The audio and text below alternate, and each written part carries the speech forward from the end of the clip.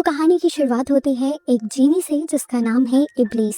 इब्लीस अपने साथ साथ अपने ही जैसे जीनिस के बारे में बताता है कि गॉड ने उन जैसे सभी जीनिस को आग से पैदा किया है। सिर्फ यही नहीं, गॉड ने उन्हें बहुत सारी पावर्स भी दी थी जिसकी वजह से सभी जीनिस गरूर में आ गए और गॉड को ये बात बिल्कुल पसंद नहीं और इनको सबक सिखाने के लिए गॉड ने इनके पास एंजल्स को भेजा। एंजल्स और जीनिस के दरमियान में 300 साल तक लड़ाई चलती रही। एंजल्स जीनिस से बहुत ज्यादा पावरफुल थे, इसीलिए काफी टाइम तक उनसे लड़ने के बाद जीनिस को जब लगा कि वो हार मानने वाले हैं तो बहुत सारे जीनिस चिराग में जाकर छुप गए। साफ तो ये था कि जीनिस जंग हार चुके थे। अब गॉड ने बनाया इंसानों को और सभी बचे हुए जीनिस को इंसानों के सामने सर झुकाने को कहा। सभी जीनिस ने तो इंसानों के सामने सर झुका लिया, पर इब्लीस गॉड की बात नहीं माना। उसने इंसानों के सामने सर झुकाने से जब इनकार किया तो गॉड ने उसे हेल में भेज दिया। हेल में जाकर इब्लीस ने गॉड को चैलेंज कर दिया कि जो इंसान आपने बनाए हैं ये हम जीनिस से अच्छे नहीं, उनके अंदर लालच और हवस है और मैं ये साबित कर सकता हूँ। और अगर मैंने ये साबित कर दिया कि मैं ठीक हूँ तो आप मुझे हेल और हेवन दोनों में जाने की इजाजत देंगे। इब्लीस की बात माननी चाहती है और यहीं से शुरू होता है 3 विशेष का वो सिलसिला जो हम सालों से जीनीस की स्टोरीज में सुनते आ रहे हैं कि इंसान चिराग को घिसता है, जीनी बाहर निकलता है, 3 विशेष पूछकर पूरी कर देता है। ज्यादातर लोग तो अपनी लालच और हवस पूरी करने के लिए ही विशेष मांगते हैं और ऐसे में हमारा जीनी इब्लीस ही जीतता है। पर एक दिन एक बच्ची तीनों विशेष किसी और के लिए मांग लेती है और सजा के तौर पर जीनी को 1000 साल के लिए चिराग में कैद कर दिया जाता है। और अगर 1000 साल के अंदर अंदर कोई चिराग को ढूंढ कर घिस देता तो जीनी को उसकी विश भी पूरी करनी पड़ती और चिराग की कैद भी रीस्टार्ट हो जाती। जीनी को इसकी टेंशन नहीं थी, वो बस चाहता था कि किसी भी तरह से लेकिन एक मर्तबा वो बाहर निकले। जिस लड़की ने उसे हराया था उसे ढूंढकर उससे लालची विशेष करवा कर वो बस अपने आप को साबित करना चाहता है कि इंसान लालची होते हैं। अब फाइनली हम अपनी मेन कैरेक्टर कायोंग को देखते हैं। वो रेस्टोरेंट में अपनी मॉम के साथ बैठी थी जिस मॉम ने कभी उसे पाला नहीं था। बचपन में ही कायोंग को उन्होंने अपनी मॉम के पास छोड़ दिया था और उसे पालने के लिए वो अपनी माँ के पास बहुत सारे पैसे भी भेजती थी। पर कायोंग की ग्रैंड माँ ने कभी उन पैसों को इस्तेमाल नहीं किया और वो सारे पैसे जमीन के नीचे डुबा दिया करती थी। कायोंग की मॉम कायोंग से कहती है, तुम यहाँ पर क्या कर रही हो? तुम्हारे पास इतना पैसा है, तुम्हें जॉब करने की क्या जरूरत है और तुम यहाँ तक कैसे पहुँची? वो अपनी सारी स्टोरी सुनाती है तो उसके बाद उसकी मॉम उसके हाथ पे लगे हुए कट को नोटिस कर लेती है। वो उससे पूछती है कि तुम्हें ये कट कैसे लगा? तो कायोंग उन्हें बताती है कि मुझे बचपन से ही इमोशंस कंट्रोल करने का बहुत ज्यादा इशू रहा है। मेरे जिद्दीपन और गुस्से की वजह से टीचर्स ने भी मुझे कुछ पढ़ाने और सिखाने से मना कर दिया था। वो बताती है कि मुझे लोगों को टॉर्चर करके मजा आता था, इसलिए मुझे बायोलॉजी की क्लास पसंद थी क्योंकि उसमें फ्रॉग का डाइसेक्शन करना होता है। मैं रोज 2 से 3 फ्रॉग्स मार दिया करती थी और फिर एक दिन मैं जब उस फ्रॉग को काटने लगी तो ग्रैंड माँ ने मेरे हाथ पर ही कट लगा दिया। मुझे इतना गुस्सा आया कि मैं ग्रैंड माँ का गला दबाने लगी। ग्रैंड माँ ने भी मेरा गला दबाते हुए मुझे समझाया कि जैसे इस टाइम मुझे दर्द हो रहा है, मुझे गुस्सा आ रहा है, ऐसे ही उस फ्रॉग को भी दर्द हो रहा होगा। और उस टाइम उन्होंने मुझे सिखाया कि मुझे चाहे जितना भी गुस्सा आ रहा हो उसे कंट्रोल करते हुए मुझे सबके साथ प्यार से रहना है और किसी के साथ कुछ बुरा नहीं।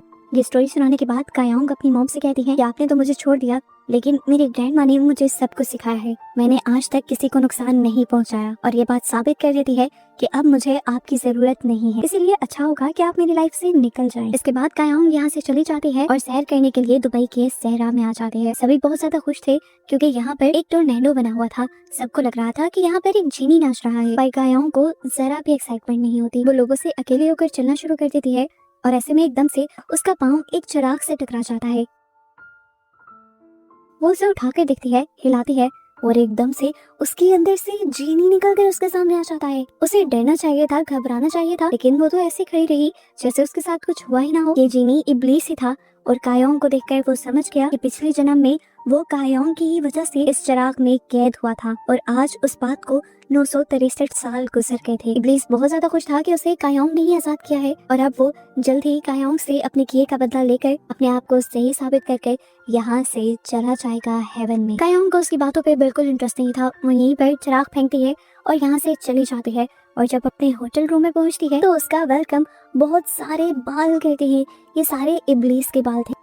इब्लीस को देखकर वो उसे कहते हैं यहाँ से चला जाए, लेकिन इब्लीस जाने के बजाय ठेठ बनकर उसे अपनी कहानी सुनाने लग जाता है कि किस तरह उसने 900 साल उस कैद के अंदर गुजारे। वो कहता है कि पहले 600 साल तो मैंने बड़े आराम से गुजारे, लेकिन इस दौरान मैंने अपने बालों से बनी हुई एक क्रिएचर सईद को डिफरेंट टाइमलाइंस पे भेजा तुम्हें ढूंढने के लिए। मेरी गॉड से शर्त लगी है कि मैं तुम्हें बुरा इंसान साबित करूंगा और उसके बाद मैं बिल्कुल आजाद हो जाऊंगा और फिर मैं हेवन और हेल कहीं पर भी जा सकूंगा। ये सब बातें करते हुए हम देखते हैं कि कायोंग शॉपिंग करने के लिए निकली हुई और इब्लीस से भी बातें कर रही थी।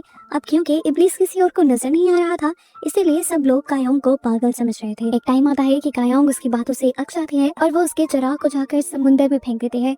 पर जितनी भी मर्तबा उसने इस चिराग को अपने से दूर करने की कोशिश की थी, इब्लीस बार बार उसके सामने आ जाया करता था। आखिर वो उससे पूछ लेती है कि तुम चाहते क्या हो। इब्लीस कहता है कि तुम बस 3 विशेष मांगो और उसके बाद मैं आजाद हो जाऊंगा। अब कायोंग उससे सवाल करते हैं क्या तुम उड़ सकते हो। ये सुनते ही इब्लीस उसे अपनी करीब खींच लेता है और हवाओं में उड़ाते हुए एक टॉवर के ठीक ऊपर ले जाता है। जहाँ जाते ही कायोंग इब्लीस को धक्का दे देती है और उसकी इस हरकत से इब्लीस को इतना ज्यादा गुस्सा आ जाता है कि वो आकर उसका गला पकड़ लेता है। कायोंग मरते हुए भी हंस रही थी। बताती है कि मुझे मरने से बिल्कुल डर नहीं लगता, बल्कि मैं तो चाहती हूँ कि कोई मुझे मार ही दे। उस समय इब्लीस उसे यहाँ से नीचे फेंक देता है और वो गिरते हुए भी हंस ही रही होती है। इब्लीस देख लेता है कि ऐसे तो ये लड़की सीधी होगी नहीं, इसीलिए जमीन पर गिरने से ठीक पहले वो उसे बचा लेता है और उससे कहता है कि अगली मर्तबा तुमने ऐसी कोई हरकत की तो मैं तुम्हें छोड़कर दुनिया के सभी इंसानों को मार दूंगा। खैर अगले दिन कायोंग अपने घर वापस आ जाती है और सब उसे देखकर बहुत ज्यादा हैरान होते हैं, क्योंकि इस मर्तबा उसके साथ एक लड़का भी था। लड़का कौन था? ये इब्लीस ही था। वो भी हैरान हो गई कि इब्लीस इन सबको कैसे नजर आ रहा है। उसे गुस्सा आया और वो अपने गैराज के अंदर चली गई। वो इब्लीस को मारना चाहती थी, लेकिन उतनी ही टाइम में उसकी ग्रैंडमा आ गई उसे पूछने के लिए कि तुम किस लड़के के साथ आई हो। यहाँ पर वो ग्रैंडमा को इब्लीस के बारे में बताना चाहती थी, पर वो नोटिस कर लेती है कि अब इब्लीस तो ग्रैंडमा को नजर ही नहीं आ रहा। वो उसके साथ गेम खेल रहा है। वो जब चाहे किसी को अपने आप को दिखा सकता है और जब चाहे गायब कर सकता है। कायोंग का गुस्सा इतना ज्यादा बढ़ जाता है कि वो अपनी घड़ी कानों पे लगाकर सुनने लग जाती और पता चलता है कि ऐसा करने को भी उसकी ग्रैंडमा ने ही उसे कहा था। बचपन में जब उसे बहुत ज्यादा गुस्सा आता था तो ग्रैंडमा ने ही उसे गुस्से को कंट्रोल करने के लिए उसकी घड़ी के साउंड को सुनने को कहा था। फ्लैशबैक में दिखाया जाता है कि ग्रैंडमा ने उसके गुस्से को काफी अच्छे से कंट्रोल किया था, उसका बहुत ज्यादा ख्याल रखा था और उसे पढ़ाया लिखाया भी खुद ही था। प्रेजेंट सीन में हम देखते हैं कि इब्लीस ग्रैंडमा को दोबारा नजर आने लग जाता है। ग्रैंडमा उससे उसके पेरेंट्स के बारे में और उससे उसकी पढ़ाई के बारे में सवाल करने लग जाती है। इन बातों का इब्लीस के पास कोई जवाब नहीं होता तो वो यहाँ से गायब हो जाता है। इब्लीस को अभी तक कायोंग की समझ नहीं आ रही थी। कोई भी आम इंसान इस वक्त तक सारी विशेष मांग लेता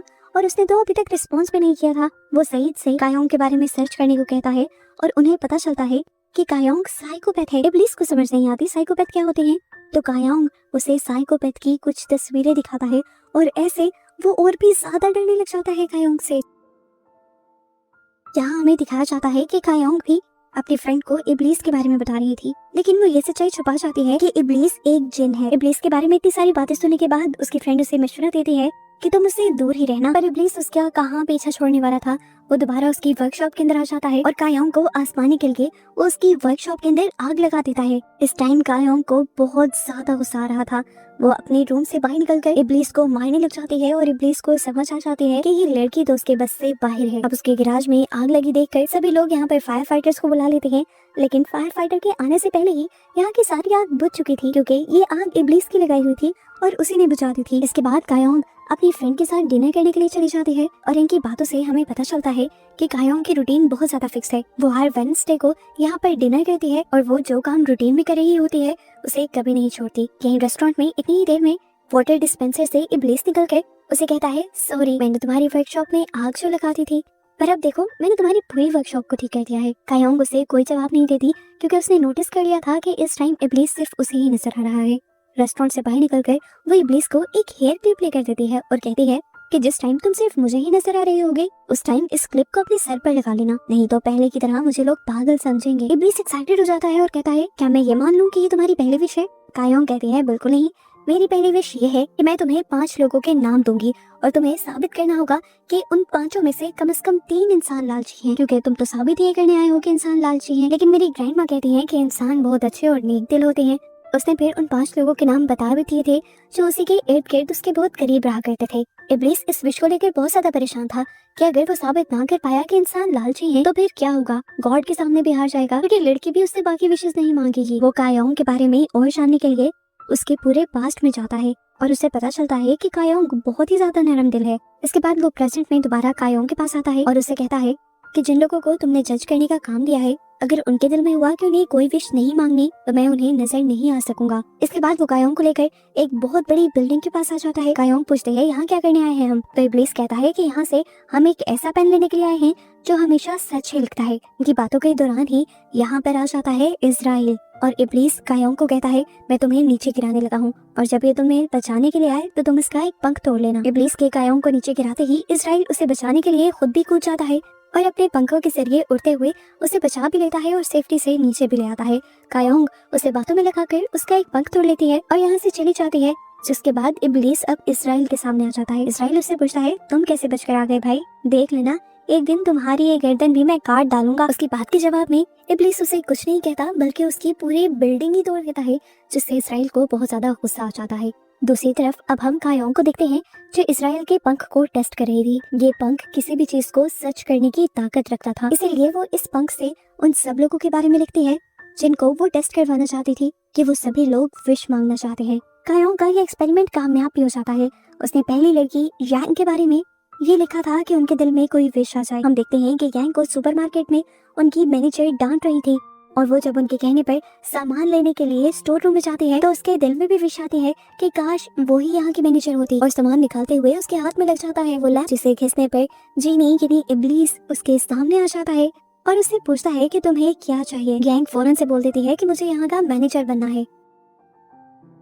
जीनी चुटकी बजाते ही उसकी ये विश पूरी कर देता है और वो यहाँ की मैनेजर बन जाती है और उसके सभी एम्प्लॉयज उसे मैनेजर बना देखकर बहुत ज्यादा हैरान हो जाते हैं। कायोंग भी उसे देखने के लिए मॉल में आती है और कायोंग नोटिस करती है कि मैनेजर बनने के बाद वो सादा सी नरम दिल वाली लड़की अब बहुत ही मगरूर लड़की बन चुकी थी। तभी उसके पास इब्लीस आकर उसे कहता है देखा ना, कहा था ना कि सभी इंसान मगरूर और लालची होते हैं। ये सुनकर कायोंग उसे कहती है अभी बाकी ये लोग भी बचे हुए हैं और उम्मीद है मुझे कि सारे लोग ऐसे तो नहीं होंगे।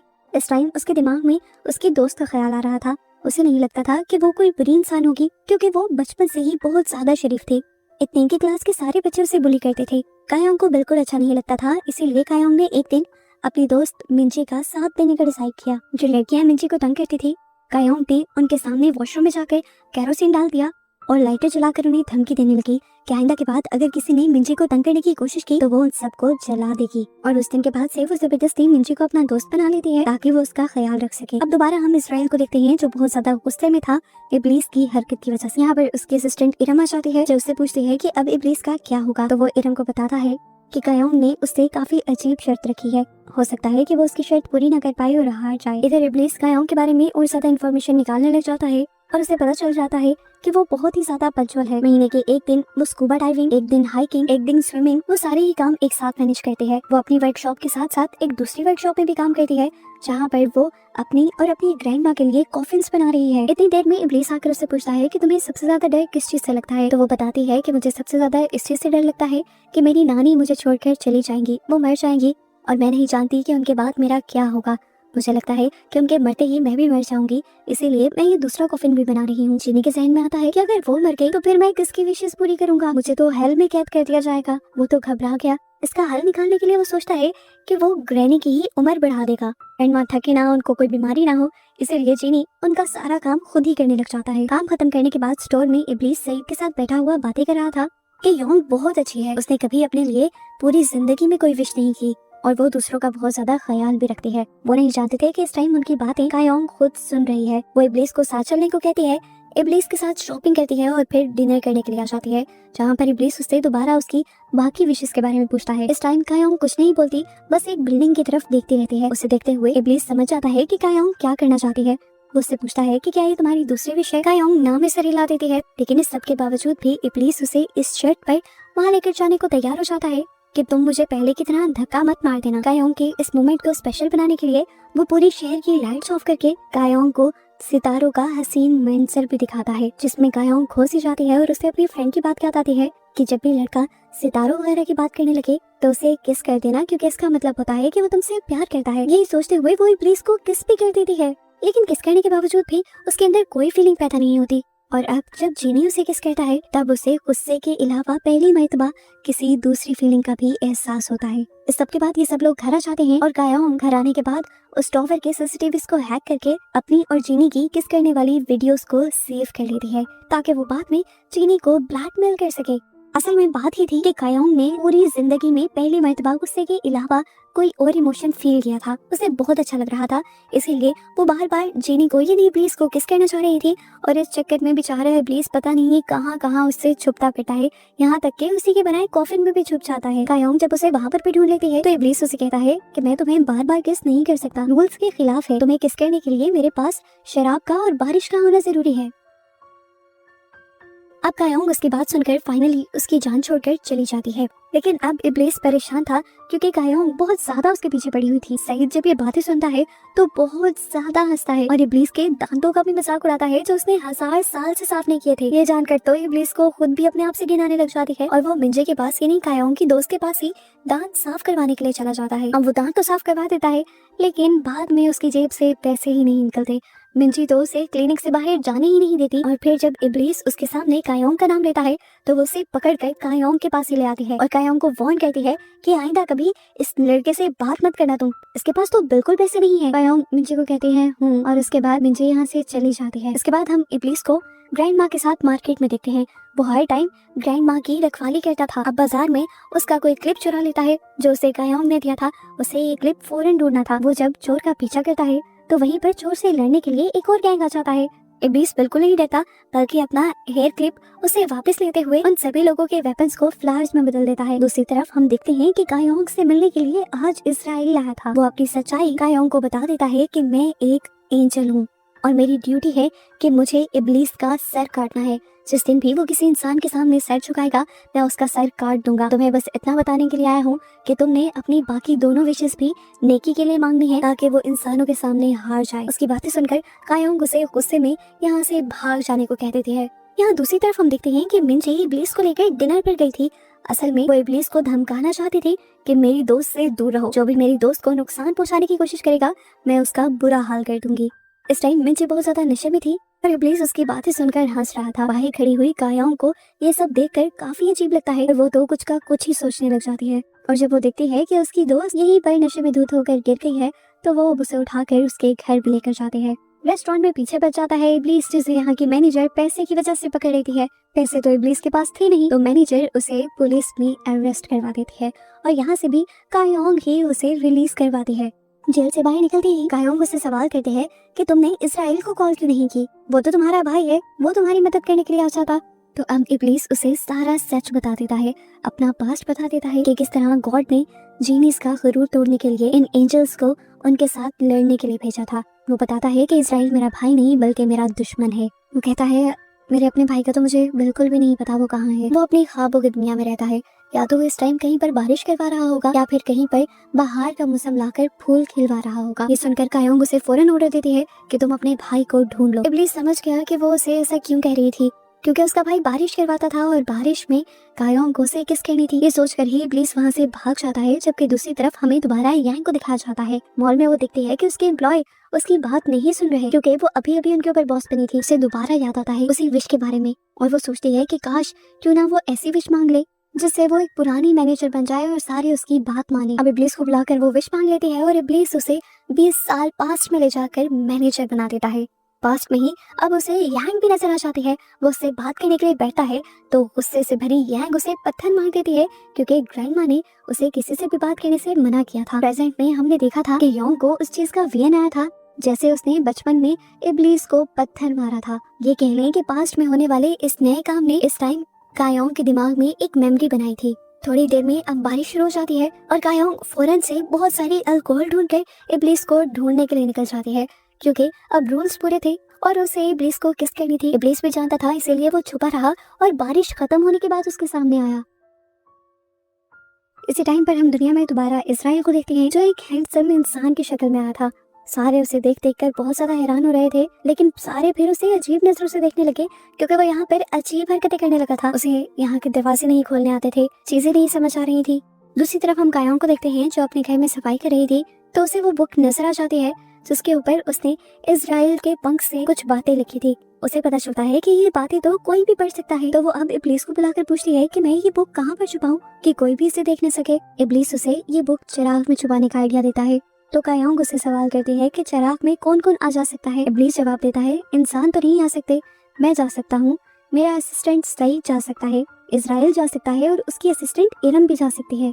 वो इब्लीस से पूछती है फिर मैं कैसे चिराग के अंदर जाऊंगी। उसके कहते ही इब्लीस उसे एक चुटकी में ही चिराग के अंदर ले जाता है। वो लोग यहाँ पर उस बुक को छुपाने बैठ जाते हैं और यहाँ असली दुनिया के अंदर चिराग लग जाता है ग्रैंड माँ के हाथ, जो उस चिराग को देखकर उठाकर फेंक देती है। चिराग के अंदर जलजला आ जाता है और इस तरह इब्लीस योंग के ऊपर गिर जाता है और यहाँ पर एक रोमांटिक मोमेंट बन जाता है। इसी टाइम उन्हें पता चलता है कि बाहर बारिश होने लगी है। आज तो इब्लीस भी कायोंग को किस करना चाहता था, इसीलिए वो फौरन शराब लेने के लिए जाता है। लेकिन इससे पहले कि ये लोग शराब ला पाते, इन्हें ग्रैंड माँ के रोने की आवाज आती है।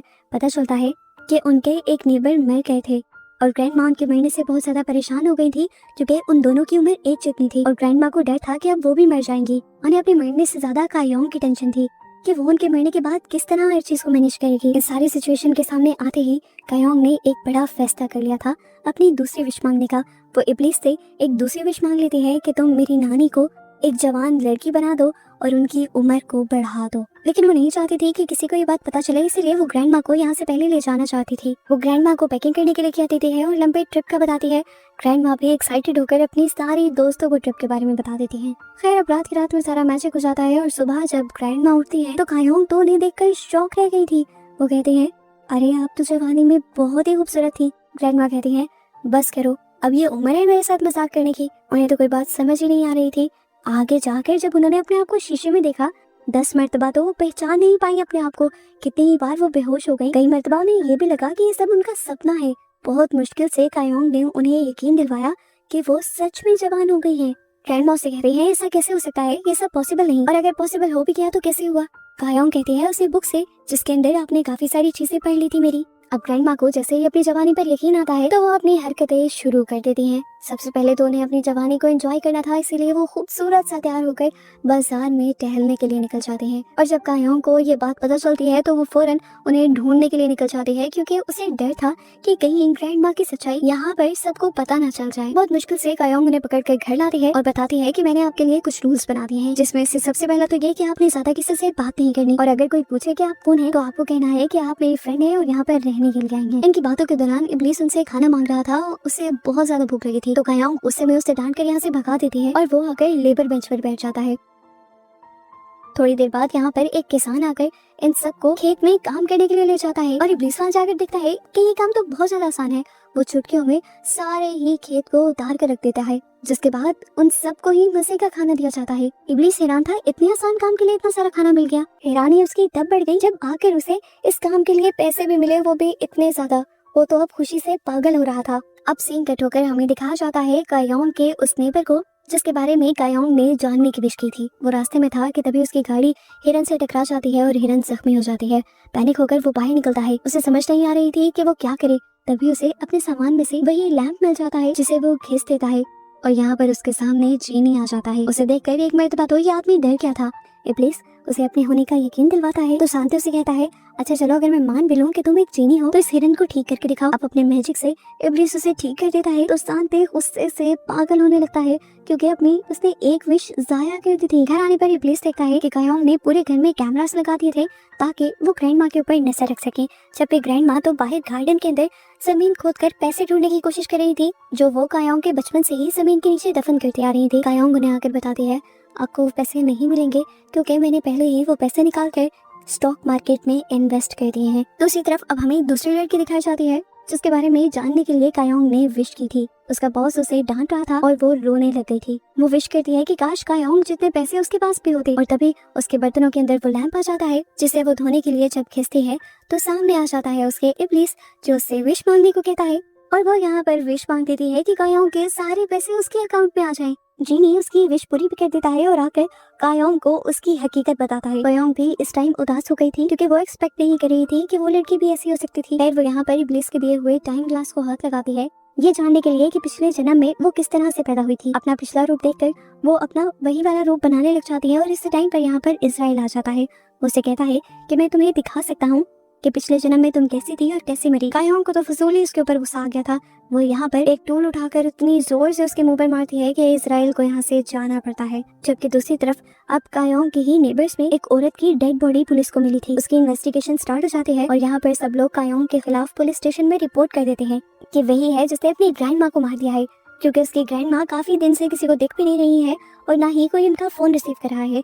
इससे पहले कि सारे आकर कायोंग को पकड़ लेते, इब्लीस उसे बचाने के लिए उसकी ग्रैंड माँ का रूप लेते हुए अपने सारे दोस्तों को कॉल करके ये यकीन दिलवाता है कि उसकी ग्रैंड माँ बिल्कुल सेफ है। सभी लोग यहाँ से चले जाते हैं और इब्लीस कायोंग का मजाक उड़ाने के लिए आ जाता है और कहता है, तुमने तो विश बहुत सोच समझ के मांगी थी ना, फिर क्या हुआ तुम्हारा, फंस गई ना तुम। ये सुनकर गुस्से में कायोंग उसे कहती है, हाँ मुझे एक शैतान से अपने लिए कुछ मांगना ही नहीं चाहिए था। और ये सुनकर इब्लीस भी उदास हो जाता है। यहाँ हम देखते हैं वो लड़की जिसने कायोंग के पैसे अपने अकाउंट में बनवाए थे, उसके अकाउंट में सिर्फ 10 मिलियन यॉन आए थे। ये पैसे तो बहुत कम थे, इसीलिए वो दोबारा इब्लीस को बुलाती है और एक और विश मांगती है कि कायोंग की अकाउंट की लिमिट खत्म हो जाए और उसके अकाउंट में जितने भी पैसे हैं वो सारे ही उसके अकाउंट में ट्रांसफर हो जाए। सारे पैसे अपने अकाउंट में आने के बाद वो लड़की बहुत ज्यादा खुश होती है और कायोंग जैसा ही ब्रांडेड हैंडबैग सबसे पहले लेती है। इस टाइम हम देखते हैं कि कायोंग अपने घर पर चिराग के नीचे लिखी हुई अरबिक को ट्रांसलेट कर रही थी और इससे उसे पता चलता है कि ये चिराग इब्लीस के कैद होने के बाद बनाया गया है। कायोंग के पास इजराइल आता है और उसे वो उसके पास्ट में ले जाता है, ये दिखाने के लिए कि पास्ट में उसकी मौत कैसे हुई थी।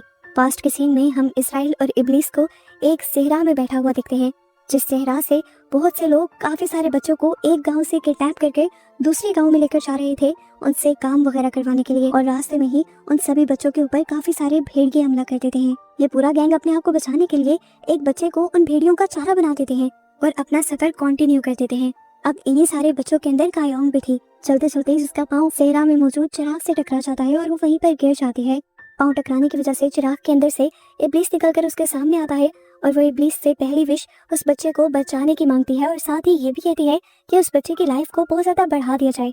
इब्लीस उसकी पहली विश पूरी कर देता है और फिर उससे पूछता है कि तुम्हारी दूसरी विश क्या है। वो बच्ची यानी कायोंग दूसरी विश मांगती है कि हमारे गांव के सारे किडनैप हुए बच्चों को आजाद करके उनके घर पहुंचा दिया जाए। इब्लीस उसकी विश को पूरा करते हुए उसके बाद उस पूरे रास्ते को ही मिटा देता है जहां से वो किडनैपर्स उनके गांव में जाया करते थे बच्चों को किडनैप करने के लिए। अब इब्लीस के ऐसा करते ही वो सारे किडनैपर्स रास्ते में ही मारे जाते हैं और अब इजराइल आकर कायोंग को दिखाता है कि उसकी विश की वजह से कितने सारे और लोगों की भी जान चली गई है। बेचारी कायोंग का दिल और भी ज्यादा दुख जाता है और वो कहती है कि ये सब तो मैंने नहीं मांगा था। इसीलिए वो अपनी तीसरी विश ये मांगती है कि उसके इस किए की सजा उसे और इब्लीस दोनों को मिलनी चाहिए। उसकी इस विश की वजह से वो खुद यहाँ पर मर जाती है और इब्लीस को 1000 साल के लिए चिराग में कैद कर दिया जाता है। हम देखते हैं कि बड़ी कायोंग ये सब कुछ देख रही थी। उसने इब्लीस को भी गौर से देखा था। इब्लीस के अंदर कैद में जाने का गुस्सा नहीं था बल्कि किसी चीज का दुख था।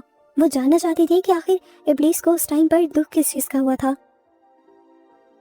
ये सारा नजारा देखने के बाद अब कायोंग गुस्से में इजराइल को पंच कर देती है और कहती है कि उस टाइम मैं वहाँ पर मर रही थी और तुम बैठकर बस नजारे देख रहे थे। प्रेजेंट में अब कायोंग इब्लीस को अपने ऑफिस में बुलाती है और उससे पूछती है, क्या तुम्हारी पास्ट में कोई गर्लफ्रेंड रही है।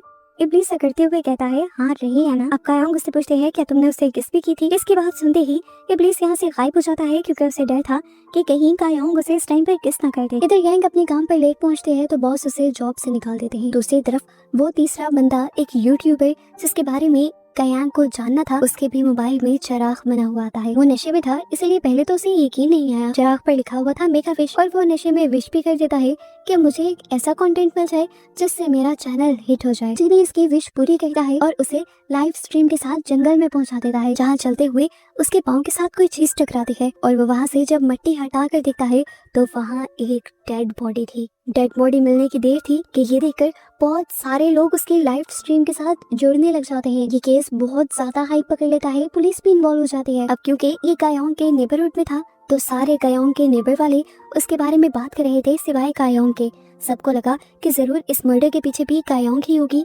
क्योंकि वो बचपन से ही एक साइकोपैथ थी। और ये सारी बातें सुनकर ग्रैंडमा को बहुत ज्यादा दुख होता है क्योंकि उन्होंने बहुत मेहनत से कायोंग को पाला था लेकिन कोई भी कायोंग को पसंद नहीं करता था। कायोंग भी ग्रैंडमा की उदासी देखकर उदास हो जाती है और इब्लीस फिर उसका मूड ठीक करने के लिए उसे दोबारा टावर के ऊपर लेकर जाता है सितारे दिखाने के लिए। लेकिन ठीक उसी टाइम पर सांटे इब्लीस को बुला लेता है अपनी एक और विश पूरी करने के लिए। वो इब्लीस से उसे 20 साल पीछे ले जाने को कहता है। इब्लीस उसे पास्ट में तो ले जाता है लेकिन सांटे उसे गुस्से में कहता है कि मुझे यहाँ पर रात में आना था और तुम मुझे दिन में ले आए। इतनी देर में उन्हें यहाँ से गुजरते हुए कायोंग और उसकी ग्रैंडमा दिख जाती है जिन्हें देखकर ये आदमी हंसने लग जाता है और इब्लीस से कहता है, अरे ये साइकोपैथ है। कायोंग के बारे में ऐसा सुनकर इब्लीस को इतना गुस्सा आता है कि वो इसी आदमी की पिटाई करने लग जाता है। खैर रात हो जाती है और हम देखते हैं कि ये आदमी एक औरत का मर्डर करके उसके बालों को कलर कर रहा था। असल में ये वही लड़की है जिसकी डेड बॉडी प्रेजेंट में कैंग को मिली है और सांटे पास्ट में ये कंफर्म करने के लिए आया है कि क्या उसे मर्डर करते हुए और उस डेड बॉडी को दफनाते हुए किसी ने देखा तो नहीं।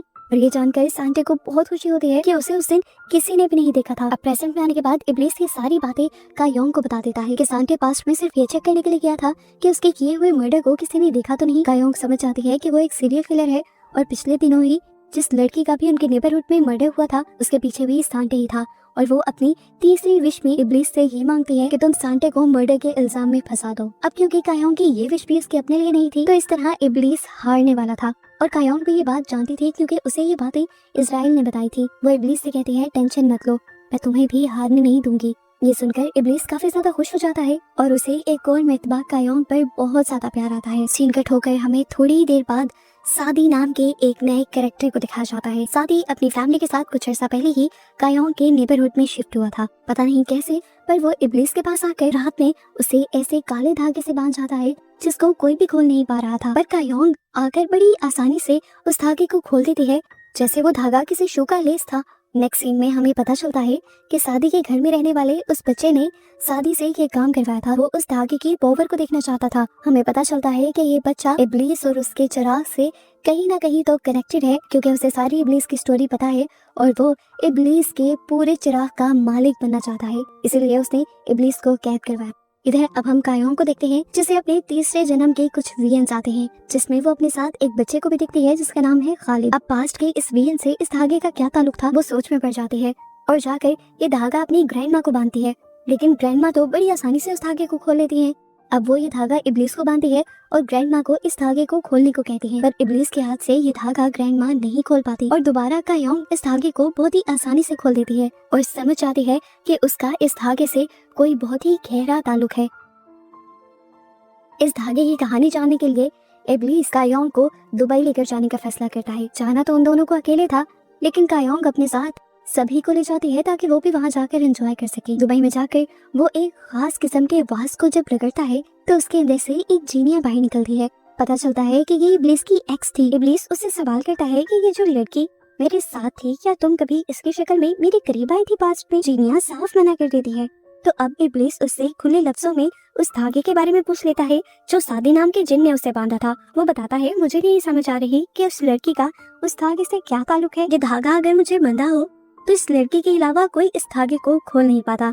चिनिया को धागे के बारे में तो नहीं पता था लेकिन सादी नाम के जिन के बारे में पता था जिसने पास्ट में एक लड़की से शादी की थी और उससे उसका एक इंसानी बेटा भी था जिसका नाम था खालिद और वो आधे इंसान और आधे जिन होने की वजह से जल्द ही मर गया था। अभी जीनिया उसे किसी बात को लेकर डांटे रही थी तो इब्लीस यहाँ पर कंफ्यूज था और उसके कंफ्यूजन को देखकर जीनिया समझ जाती है कि इब्लीस की उस टाइम की यादें मिट चुकी हैं। इब्लीस को भी ये रियलाइज हो गया था कि वो पास्ट की कुछ चीजें भूल रहा है। इब्लीस जब अपने जहन पर बहुत ज्यादा जोर डालता है तो उसे अपने और कायोंग के चिराग में बिताए कुछ पल याद आ जाते हैं। दूसरी तरफ हम इजराइल को देखते हैं जो इस टाइम इब्लीस के भाई से मिला था। वो इब्लीस के भाई से कहता है कि इब्लीस अपने चिराग से बाहर निकल आया है और याद रखना कि तुम्हें अपना मुंह बंद रखना है। यानी सच में यहाँ पर कुछ तो था जो जानबूझकर इब्लीस से छुपाया जा रहा था। इजराइल जब ये करके वापस आता है तो उसे उसकी असिस्टेंट इरम से पता चलता है कि इरम ने ही इब्लीस को जीनिया का पता दे दिया था और इस चीज से इजराइल को इतना ज्यादा गुस्सा आता है कि वो इरम का गला पकड़ते हुए उसकी बोलने की पावर से छीन लेता है। दूसरी तरफ दोबारा इब्लीस को गैंग बुलाती है जिसे जॉब से निकलने के बाद अब कोई विश नहीं मांगनी थी। वो अपनी तीसरी विश के तौर पर बस यही मांगती है कि जीनी उसकी मांगी हुई विशेस को और उसको भूल जाए, लेकिन ऐसा पॉसिबल नहीं था। इंसान की तीनों विशेस पूरी करने के बाद जीनी उसकी जिंदगी से हमेशा के लिए गायब हो जाया करता था। सिर्फ जिंदगी से ही नहीं बल्कि उनकी यादों से भी। यही सारी बातें वो जब कायोंग को बता रहा होता है तो कायोंग कहती है, ये तो चीटिंग है, मैं तो तुम्हें हमेशा याद रखूंगी। खैर नेक्स्ट सीन में हम देखते हैं कि कायोंग जब अपने दोस्तों के साथ एंजॉय कर रही थी तो एक दोस्त मजाक मजाक में कायोंग को पहाड़ी से नीचे गिराने की कोशिश करता है और कायोंग गिर जाती है। इससे पहले कि वो गिरकर मर जाती, ठीक वक्त पर इब्लीस आकर उसकी जान बचा लेता है और गुस्से में उसके दोस्त को ले जाकर एक पहाड़ी से मारते हुए उसकी जान ले लेता है। अगले सीन में हम देखते हैं कि इब्लीस फाइनली अपने भाई से मिलने के लिए आया था, जो देखता है कि उसके भाई का बगीचा अब वीरान हो चुका है। इब्लीस इसकी वजह पूछता है तो वो बताता है कि मैंने एक बुरा काम किया था और ये उसकी सजा मिली है मुझे। वो उसे शादी के बारे में बताता है, जो कि एक जीनी था और उसका एक इंसान से इंसानी बेटा भी था, जिसका नाम था खालिद। इंसान और जिन होने की वजह से वो हमेशा बीमार रहता था और जल्द ही वो मरने भी वाला था। उसको बचाने के लिए सादी मेरे पास आया और उसने मेरी मदद मांगी। मैंने एक दूसरे बच्चे की जिंदगी लेते हुए खालिद की उम्र इतनी बढ़ा दी कि वो अब कभी मर नहीं सकता, लेकिन क्योंकि मैंने एक मासूम बच्चे की जान ली थी, इसीलिए मेरा पूरा बागीचा उजड़ गया है और यहाँ पर बस एक ये बड़ा सा फूल ही बचा है जो खालिद को जाहिर कर रहा है और ये अमर है। दूसरी तरफ हम देखते हैं कि इजराइल जाकर नानी से मिलता है और उन्हें एक शॉकिंग सच वो ये बता देता है कि नानी बेशक से जवान हो गई हैं, लेकिन उनकी मौत तभी आएगी जब लिखी हुई है। वो नानी को बताता है कि आपके घर के बाहर एक दरख्त लगा है, जिस दिन उसमें पहला फूल आएगा समझ लीजिएगा कि उस दिन आपका आखिरी दिन है। दूसरी तरफ हम कायाम को देखते हैं, जिसने बैंक से अपने सारे पैसे कैश में निकलवा लिए थे। इतनी ही देर में अब उसके पास खालिद आता है, वही बच्चा जो अमर हो चुका है और अब वो इब्लीस के चिराग का मालिक बनना चाहता है ताकि उसकी सारी ख्वाहिशें पूरी हो सके। इस टाइम तक उस चिराग की मालिक कायोंग थी, क्योंकि उसने अभी तक अपनी तीसरी विश नहीं मांगी थी। खालिद उसे धमकाता है कि तुम जल्द ही तीसरी विश भी मांग लो, नहीं तो तुम्हारा मैं बहुत बुरा हश्र करूंगा। लेकिन कायोंग इस बच्चे की धमकियों से डरने वाली नहीं थी। गुस्से में वो उस बच्चे के ऊपर ही हमला करती है, लेकिन देखती है कि उस बच्चे का जख्म कुछ सेकंड्स में ही ठीक हो गया था। इधर हम देखते हैं कि इब्लीस जाकर सादी से मिला था। वो उसे समझा रहा होता है कि तुम अपने बेटे को संभालो। सादी उसे कहता है कि मैं कोशिश तो पूरी करूंगा, लेकिन ये सब मेरे हाथ में नहीं है। इधर हम देखते हैं कि जब कायोंग वो सारे पैसे लेकर घर आ रही थी तो उसके पीछे कुछ लुटेरे पड़ जाते हैं। योंग जब उनको अपना बैग नहीं देती तो लुटेरे उसके ऊपर हमला कर देते हैं और इस टाइम दोबारा उसकी जान बचाने के लिए उसका हीरो इब्लीस यहाँ आ जाता है और वो सभी को हेल की सैर करवा देता है। सभी लोग बहुत ज्यादा डर गए थे। हेल में तो वो कायोंग को भी लेकर गया था, लेकिन कायोंग घबराती नहीं, जिसके बाद इब्लीस सबको लेकर वापस जमीन पे आ जाता है और कायोंग इब्लीस के साथ उसके चिराग के अंदर जाती है। एक हाइलाइटर लेते हुए वो चिराग के अंदर लिखी हुई बहुत सी चीजों को हाईलाइट करती है और पता चलता है कि ये सब कुछ इब्लीस ने ही लिखा हुआ था, लेकिन अब उसे याद भी नहीं था। ये सारी चीजें अरबी में लिखी हुई थी, जिसका मतलब इन लोगों को नहीं आता था। इसीलिए ये लोग यहाँ पर इजराइल को, सईद को और इरम को बुला लेते हैं। सईद और इजराइल तो कुछ नहीं बोलते, पर इरम जो झूठ नहीं बोल सकती थी वो यहाँ अपनी जुबान काट देती है। ये लोग समझ गए थे कि कुछ तो बहुत बड़ी गड़बड़ है जो सब छुपाना चाह रहे हैं। इजराइल भी यहाँ से उठकर चला जाता है और तभी इब्लीस को भी सांटे अपनी तीसरी और आखिरी विश पूरी करने के लिए बुला लेता है। उसने अपनी आखिरी विश ये मांगी थी कि अभी कुछ दिन पहले जिस लड़की को उसने मारा था वो पास्ट में जाकर उस लड़की को दूसरे तरीके से मारना चाहता है ताकि सारे सबूत वो मिटा सके। इब्लीस ये बात आकर कायोंग को बता देता है। कायोंग इब्लीस से कहते हैं कि पास्ट में तुम्हारे साथ मैं भी जाऊंगी। जब उस लड़की को मारने का दिन आता है तो कायोंग सांटे के सामने आ जाती है और उसे मर्डर करने से पहले ही इतना मारती है कि बेचारे का शिकार यानी वो लड़की जिसे उसे मारना था वही उसके चुंगल से भाग जाती है। और आखिर कायोंग और इब्लीस मिलकर सांटे को पुलिस में भी पकड़वा देते हैं और इस तरह उस लड़की की जान बच जाती है। इब्लीस अपने चिराग में वापस आ जाता है और तब उसे पता चलता है कि उसने 20 साल कायोंग के साथ गुजारे थे कायोंग के पिछले जन्म में। ये बात याद करके वो इमोशनल हो जाता है और उसे पता चलता है कि उसने इस रूम में जितनी भी बार हबीबी लिखा है वो कायोंग के लिए ही लिखा है। इसलिए फौरन वो कायोंग के पास आकर उसे किस कर देता है और कहता है कि मैं जल्द ही कोशिश करूंगा कि मुझे वो सारी यादें याद आ जाएं जब मैं तुम्हारे साथ था। दूसरी तरफ हमें यूट्यूबर कैंग को दिखाया जाता है, जो अपनी वाइफ को जीनी और विश के बारे में बता रहा था।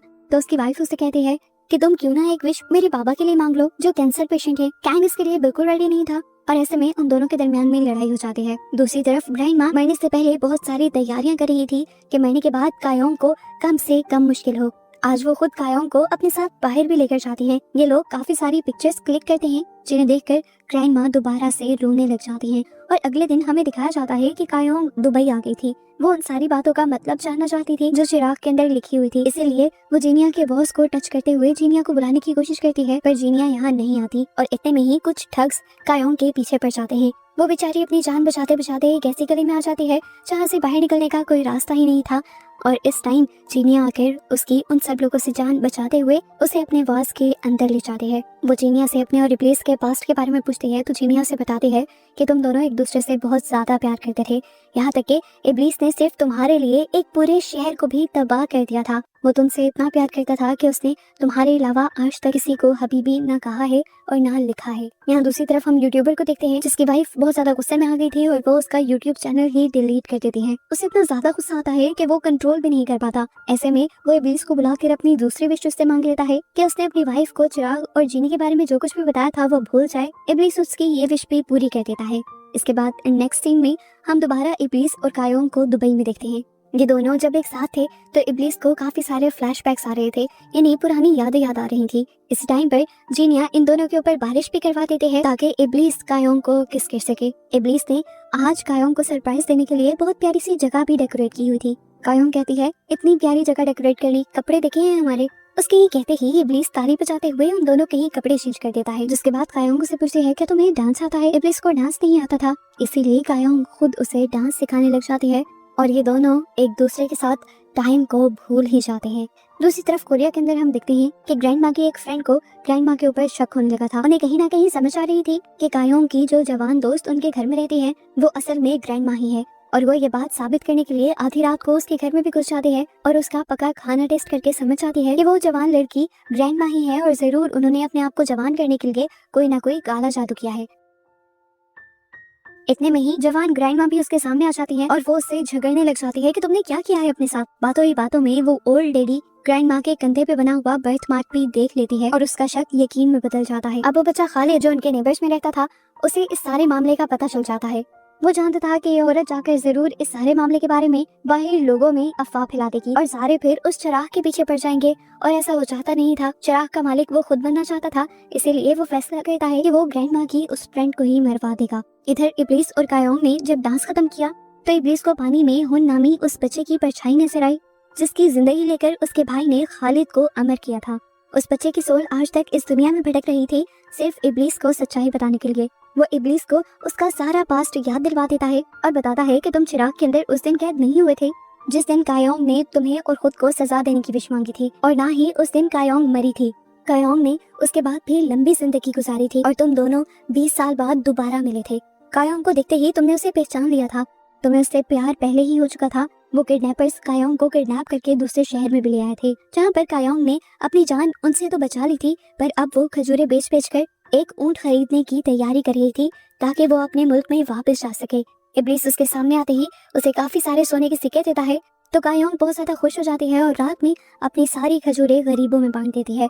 कायोंग बहुत ज्यादा खुश थी। इब्लीस के दिए हुए सोने के सिक्कों को लेकर वो एक ऊंट खरीदने जा ही रही होती है कि उसके ऊपर कुछ लुटेरे हमला कर देते हैं और तभी इब्लीस आकर बेदर्दी से उन लुटेरों को मार देता है और सोने के सिक्के कायोंग को वापस कर देता है और उससे वादा करता है कि मैं तुम्हें तुम्हारे मुल्क वापस जरूर ले जाऊंगा। ये सुनकर कायोंग बहुत ज्यादा खुश हो जाती है। यहाँ पर हमें पता चलता है कि खालिद कायोंग के नेबर्स में रहता था। कायोंग को खालिद बहुत ज्यादा पसंद था। अब क्योंकि वो काफी ज्यादा बीमार रहता था इसीलिए कायोंग उसके लिए जड़ी बूटी लेकर आई थी जिसे खाकर वो ठीक हो सके। खालिद उसके पीछे इब्लीस को भी देख लेता है और इब्लीस से रिक्वेस्ट करता है कि तुम मुझे पूरी तरह जीनी क्यों नहीं बना देते। इब्लीस खालिद को समझाता है कि मैं ऐसा नहीं कर सकता जिसकी वजह से खालिद को गुस्सा आ जाता है और वो मासूम सा बच्चा उस दिन के बाद से ईवल बन जाता है, यानी शैतान बन जाता है। यहाँ पर हमें दिखाया जाता है कि अब इब्लीस कायोंग को लेकर अपने चिराग के अंदर रहने लगा था।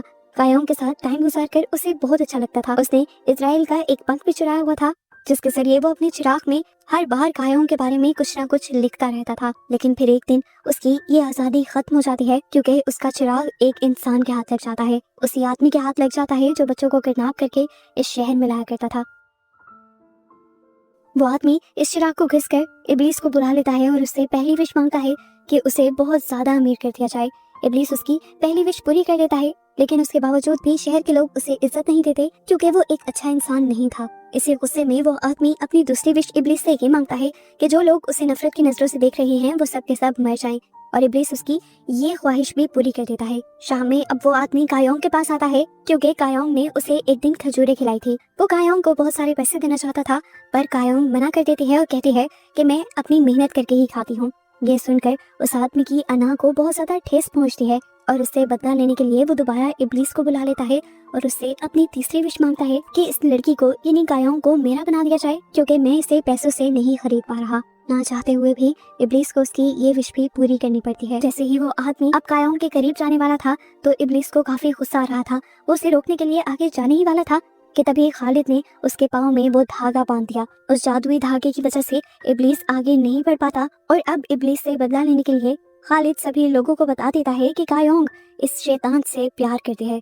ये सुनकर कायोंग का जो नया मालिक था उसे इतना गुस्सा आ जाता है कि वो कायोंग के पेट में तलवार स्टैब कर देता है।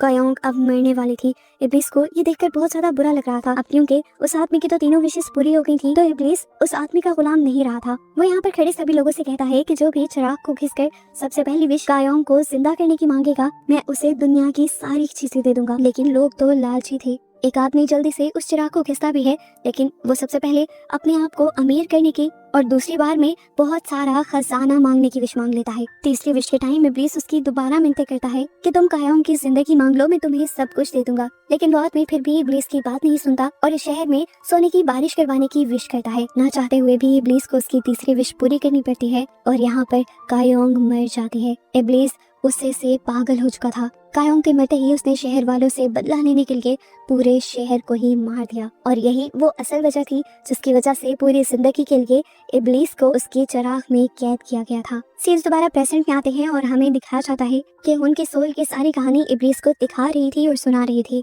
और सारी सच्चाई इब्लीस को बताने के बाद अब उसकी सोल हेवन के अंदर चली जाती है। दूसरी तरफ हमें कायोंग के घर पर दिखाया जाता है कि वो ओल्ड लेडी सभी लोगों को इकट्ठा कर कायोंग के घर पहुंच चुकी थी क्योंकि वो सबको कायोंग के ग्रैंडमा की सच्चाई बताना चाहती थी। जब उस ओल्ड लेडी को कायोंग और ग्रैंडमा घर पे नहीं मिलते तो वो सबको उनके खेतों में जाने को कहती है और तभी रास्ते में ही खालिद का आदमी उस लेडी को अपनी कार से हिट करते हुए मार देता है और उस सच्चाई को वहीं पर दबा देता है। अब क्योंकि ग्रैंडमा अपने घर पर सेफ नहीं थी इसीलिए कायोंग उन्हें इब्लीस के चिराग के अंदर ले आती है। ग्रैंडमा को यहाँ छोड़ने के बाद कायोंग अपने सारे पैसे लेकर उस लड़की के पास जाती है जिसने विश मांगी थी कि कायोंग के पैसे उसके पास आ जाएं और वो ये पैसे देकर उस लड़की की आखिरी विश खरीद लेती है। ये विश क्या थी इसका हमें आगे जाकर पता चलेगा। इधर हमें यूट्यूबर को दिखाया जाता है जिसकी वाइफ अब चैनल के डिलीट होने पर रो रही थी क्योंकि उसे याद ही नहीं रहा था कि ये चैनल उसने खुद डिलीट किया था। अपनी वाइफ को अपने लिए परेशान होता देखकर उस यूट्यूबर को गिल्ट होने लगता है और आखिर वो अपनी आखिरी विश को इस्तेमाल करता है अपनी वाइफ की ख्वाहिश पूरी करने के लिए, उसके डैड को ठीक करने के लिए। गैंग की वाइफ को जब ये बात पता चलती है कि उसके डैड का कैंसर खत्म हो गया है तो वो बहुत ज्यादा एक्साइटेड हो जाती है और आकर अपने हस्बैंड के गले लग जाती है और इसी सब के दौरान उन्हें उनके यूट्यूब चैनल का पासवर्ड भी याद आ जाता है और ऐसे इनकी लाइफ दोबारा से सेट हो जाती है। दूसरी तरफ अब हमें दिखाया जाता है कि खालिद को जुनून आ गया था कि उसे इब्लीस को अपना गुलाम बनाना है और उसके चिराग को अपना बनाना है। इसीलिए वो इब्लीस को उसी धागे से कैद कर देता है और यहाँ पर अपने डैड सादी को भी मार देता है और फिर वो आता है कायोंग के पास। वो कायोंग को अपने लोगों के जरिए डरा धमका कर कहता है कि अपनी आखिरी विश मांगो और इब्लीस को आजाद कर दो। पर कायोंग उसकी धमकियों में कहाँ आने वाली थी। कायोंग यहाँ से गायब हो जाती है और पहुंच जाती है इब्लीस के पास। ऐसा हुआ था असल में उसकी दोस्त की विश की वजह से जो उसने पैसे देकर खरीद ली थी। इब्लीस के पास जाकर वो इब्लीस के धागे खोल देती है और इब्लीस को आजाद करवा देती है, जिसके बाद उन्हीं धागों से इब्लीस अपनी तलवार को मजबूत कर लेता है और चला जाता है अपने भाई के पास उसके बागीचे के आखिरी फूल को तोड़ने के लिए जो जाहिर कर रहा था खालिद को। जबकि यहाँ हम देखते हैं कि इजराइल इरम के जरिए इब्लीस का चिराग खालिद को दे देता है। खालिद उसके अंदर से कायोंग की ग्रैंडमा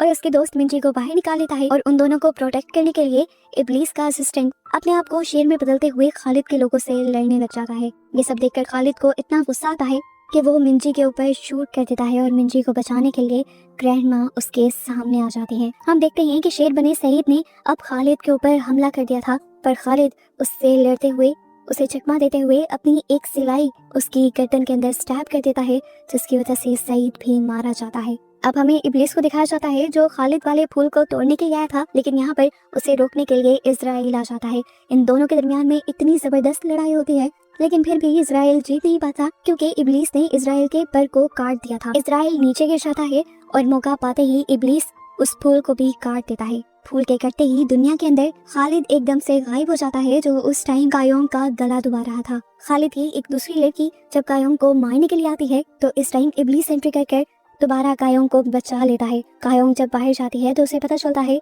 कि उसकी ग्रैंडमा मारी गई थी और ये देखकर वो टूट जाती है। यही तो उसकी जिंदगी का सबसे बड़ा डर था। अपनी ग्रैंडमा के मरने के दुख में वो अकेली बैठी हुई थी कि तभी उसके पास उसकी क्लिक आ जाती है जिस कुलीग को पैसे देकर कायोंग ने उससे उसकी विश खरीदी थी। इस लड़की को तो सब कुछ भूल चुका था, इसीलिए उसे समझ नहीं आ रही थी कि ये पैसे उसके पास से कहां से आए। सोशल मीडिया से उसे पता चलता है कि ये बैग कायोंग का है, इसीलिए वो कायोंग को उसके सारे पैसे देने के लिए आ जाती है। कायोंग उसे कुछ नहीं कहती और इन पैसों को जाकर जमीन के नीचे दफन कर देती है। कायोंग को याद आता है कि अभी भी उसकी तीसरी विश पूरी नहीं हुई थी, इसलिए वो चिराग को घिस कर इब्लीस को बुलाने की कोशिश करते लग जाती है, लेकिन इब्लीस बार बार उसके बुलाने पर नहीं आता, तो वो उसे ढूंढने के लिए दोबारा दुबई चली जाती है। यहाँ पर वो इब्लीस से उसकी आखिरी विश मांग लेती है कि उसे उन सब लोगों के इमोशंस को फील करना है जो पूरी जिंदगी उसके साथ उसके करीब रहे हैं। इब्लीस की आंखों से आंसू निकल आए थे क्योंकि कायोंग की आखिरी विश पूरी करने के बाद वो शायद कायोंग को ना दिख पाता। वो उसे अपने प्यार का यकीन दिलवाते हुए उसकी आखिरी विश को पूरा कर देता है और आखिर कायोंग को सारे अच्छे बुरे इमोशंस फील होने लग जाते हैं। और जब वो अपनी ग्रैंडमा के इमोशंस को फील करती है तो वो फूट फूट कर रो देती है। जिसके बाद नेक्स्ट सीन में दिखाया जाता है कि इजराइल इब्लीस का गला काट लेता है क्योंकि इब्लीस हार चुका था। वो ये साबित नहीं कर पाया था कि सभी इंसान लालची हैं। कैंग ने भी अपनी आखिरी विश का इस्तेमाल किया था अपने फादर इन लॉ की जान बचाने के लिए, जबकि कायोंग ने तो अपनी तीनों ही विशेस में कोई लालच या हवस की चीज नहीं मांगी थी। ऐसे उसके हारने पर इजराइल उसे मार देता है। यहाँ कायोंग जो सेहरा में बैठी इस टाइम रो रही थी, उसके पास सीरम आती है जो उसे उसकी और इब्लीस की सभी पुरानी यादें लौटा देती है और उसे ये भी बात बताती है कि तुम्हारी इस आखिरी ख्वाहिश ने इब्लीस को हरा दिया है और उसे अब मार दिया गया है। ये जानकर कायोंग और भी जोर जोर से फूटकर रो देती है। वो इतना रोती है कि आखिर उसकी भी मौत हो जाती है। जिसके बाद अब उसकी डेड बॉडी को उसके शहर भेज दिया जाता है। मिंजी उसकी मौत की खबर से बहुत ज्यादा टूट चुकी थी। आखिर फिर कायोंग का फ्यूनरल हो जाता है और फ्यूनरल के अगले दिन मिंजी जब फ्यूनरल साइट पर पहुंचती है और कायोंग के पॉट को हाथ लगाती है तो उसके अंदर से जीनी निकल आती है और ये जीनी कोई और नहीं बल्कि कायोंग ही थी, जिसे देखकर मिंजी बहुत ज्यादा खुश हो गई। उसने अपनी पहली विश ये मांगी कि तुम मेरे साथ हर वेडनेसडे को उसी तरह डिनर करोगी जिस तरह हम पहले किया करते थे। और जब कायोंग उससे उसकी दूसरी विश के बारे में पूछती है तो वो उसे कहती है कि जो बच्चे मेरे क्लिनिक में नहीं पहुंच पाते तुम उन सारे बच्चों को मेरे क्लिनिक में लेकर आओगी। तीसरी विश क्योंकि वो अभी कायोंग से नहीं मांगती तो इसीलिए कायोंग उसी के शहर में रहने लग जाती है। वो अपने पुरानी ही गैराज में काम करने लग जाती है, लेकिन अब कोई भी उसे ना देख पाता था और ना ही किसी को वो याद थी। अगले दिन दोबारा मिंजी और कायोंग मिलते हैं। मिंजी आज बहुत ज्यादा सोच कर आई थी अपनी तीसरी विश के बारे में और वो तीसरी विश में मांगती है कि कायोंग को उसका सच्चा प्यार मिल जाए। विश के मांगते ही मिंजी कायोंग के बारे में यानी जीनी के बारे में और अपनी विशेष के बारे में भूल जाती है, पर यहाँ असली जादू हो जाता है और कायोंग के सामने आ जाता है इब्लीस और उसे देखकर कायोंग बहुत ज्यादा हैरान हो जाती है। वो कहता है हैरान होने की बात नहीं, अब हम दोनों ने एक साथ ही रहना है और इस दुनिया में रहने के लिए पैसे चाहिए होते हैं और हमें पैसे कमाने होंगे। तो कायोंग अब उसे अपने घर के पीछे वाले गार्डन में लेकर जाती है जहाँ उसने अपने सारे पैसे जमीन के नीचे डुबा दिए थे और इन पैसों को देखकर इब्लीस बहुत ज्यादा एक्साइटेड हो जाता है। नेक्स्ट सीन में हम देखते हैं कि इब्लीस इजराइल को हाई कहने गया था अपनी तरफ से, तो वो इजराइल को चिढ़ा रहा था कि मैं आज भी जिंदा हूँ, लेकिन यहाँ पर इजराइल उसे सच्चाई बताता है कि तुम जिंदा अपनी वजह से नहीं हो बल्कि ग्रैंडमा की वजह से हो। जब वो मरी तो इजराइल ने बहुत कोशिश की कि वो हेवन के अंदर चली जाए, लेकिन उन्होंने जिद कर ली कि जब तक तुम लोग इब्लीस को जिंदा नहीं करोगे मैं हेवन में नहीं जाऊंगी। और उन्हीं की ख्वाहिश की वजह से आज इब्लीस और कायोंग दोनों साथ थे। इस एपिसोड के लास्ट सीन में हम कायोंग और इब्लीस को सेहरा में डांस करते हुए देखते हैं। एकदम से दोनों की बॉडी चमकती है और पता चलता है कि दोनों के ही मालिक ने उनको याद किया था और अब वो अपने मालिकों की विशेष पूरी करने के लिए जा रहे थे। और बस यही सब दिखाते हुए ये सीजन यहाँ पर खत्म हो जाता है।